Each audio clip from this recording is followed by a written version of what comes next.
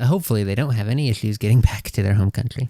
Nope. So yeah, that's all of my segments. What else you got this week? I decided we needed another news segment because I like covering the news, but to be fair, myself, I'm admittedly not the best news cover on this. I think you are much better at being an anchor on the show, personally. I appreciate that. Well, what are we going to do if we're not talking about sports news then? We are going to talk about the hypothetical of sports because I might have ADHD or something like that. Sure. So I decided to bring in a new segment called Lost in Thought, and I have all these random thoughts, and I know sometimes you do, about the weird things we could do in sports. Of course, I have a list here that you can see, and we can talk about anything on. I've just been accumulating. This has only just been a week of thoughts, and I've not even put them all down. Oh, some fantastic. of them have escaped the realm of the thought. Wonderful. How many of these do you think we do a week? One a week is what I would say. Absolutely. I like the thought of that then. Well, it's your segment. Are any of them jumping out as the ones you like to chew on first? Nope. I threw them all on there because they're all something I have a thought or a feeling about, or I would like to learn more about, or to get some information out there, because I think that's what we can do best. Fantastic. Well, then I think the one that calls out to me right off the bat here, I like the thought you have here. Can relegation help American tanking? Yes. So here's my thought. So we have this issue. It's become kind of prevalent in not only the NBA, where it's been kind of called out, in the NFL too, is where it's been called out the most, I think, for the most part. You don't really see it in the NHL culture as much, kind of ish. I think we're starting to see it a little bit more now that we're kind of seeing some younger superstars. The Connor Bedard's lottery was probably the biggest. Certainly, yeah. Since like Sidney Crosby, McDavid came after. Yeah, the MLB doesn't really matter as much. But I had this thought that, can we put in a relegation system inside of our American sports? So they already do this out in Europe for their soccer teams, but there's this.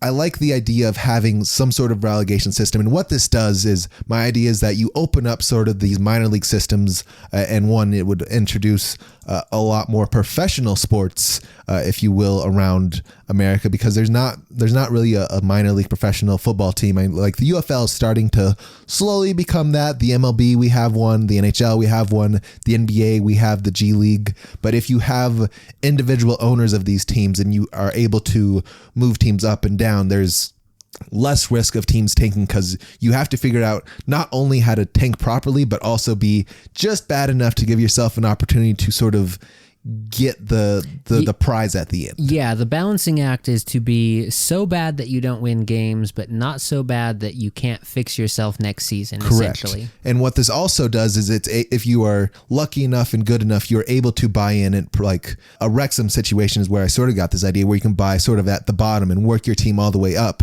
And now you're in sort of this inclusive owner, because getting ownership in the NFL is a miserable task.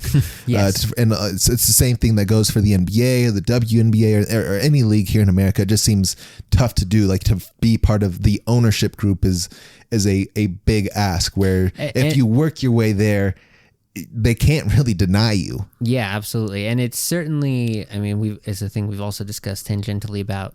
It's becoming rarer for single individuals or families to be the owners. Now it's more ownership groups, conglomerates, like different investors involved in a controlling faction. But I think the structure of it out in Europe, theoretically it all should work that way.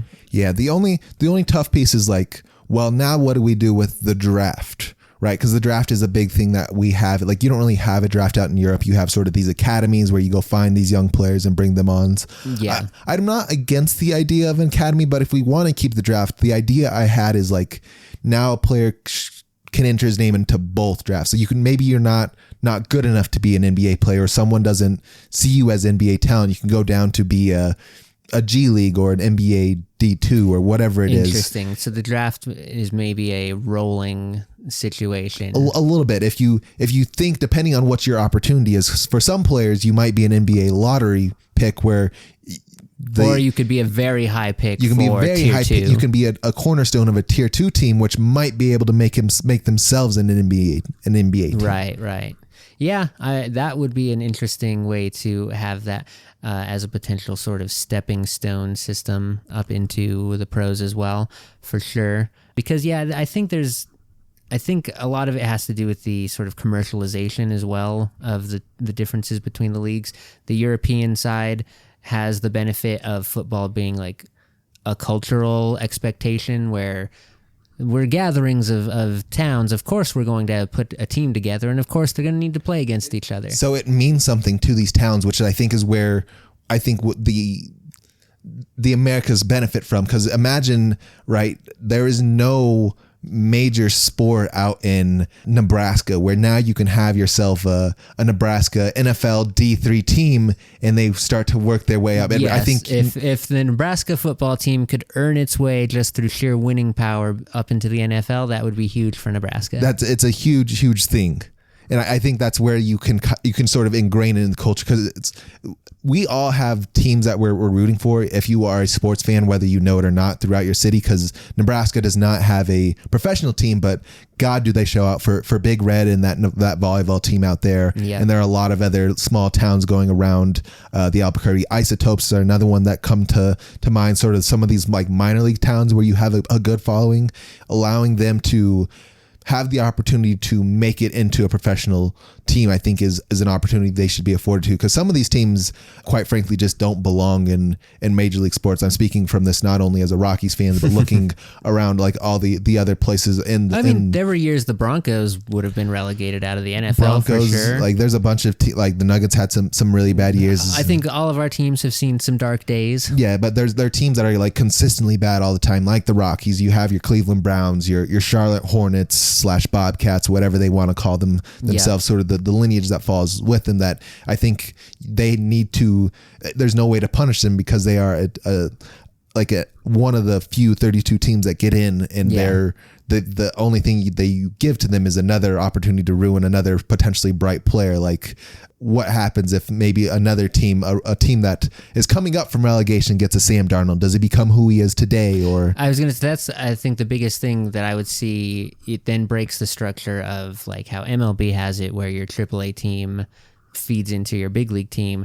No, the Albuquerque Isotopes no longer are interested in sending their best players to the Colorado Rockies. They would like to keep their roster together for as long as possible and see if they can make a run. And it does break that, and I know some people are going to be sad, but I think it's a good idea from just an overall perspective, because now whoever owns it, so the Montforts aren't responsible not only for the Colorado Rockies salary, but the Isotope salary and whoever else is. They just worry about their team, and whether they put an academy together for the young players that maybe don't have a roster spot that they can play for, we can maybe figure something out there. But it's like, I think it's cheaper for some of the owners as well, because not everyone has a G League team or whatever affiliate that they already enact with, so they don't get the benefit of that. Like, I don't know how many teams have an AHL team like the Colorado Eagles to send someone down to if they... Yeah, not all of them have the same infrastructure set up.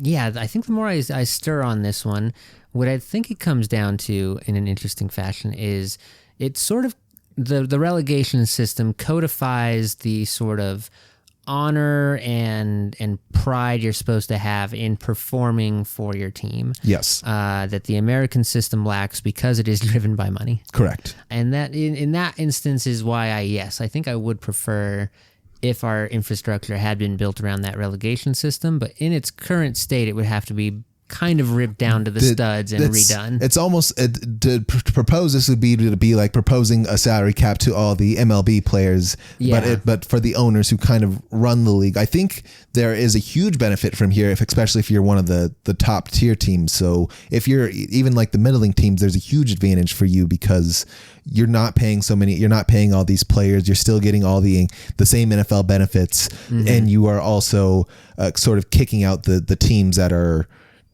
I don't want to say stains on the league, but they kind of are not a good example. Like I said, it's that pride and honor of the team you play for type of thing.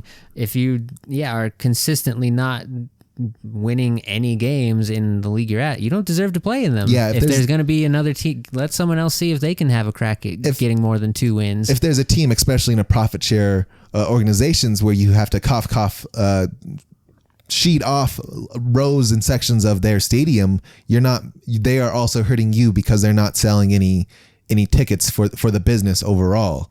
Versus now I have this new town. They are very hyped because not only did they just win their new division, they're excited to be in sort of this new big thing. New pool of competition. Yes. Yeah, 100%. I think, a relegation system would be most beneficial for the fan side, for the hometown pride side of things in a world where we treasure and honor our sports and do them properly. Yep, and the only sport that we know currently does that is unfortunately Savannah Banana Ball.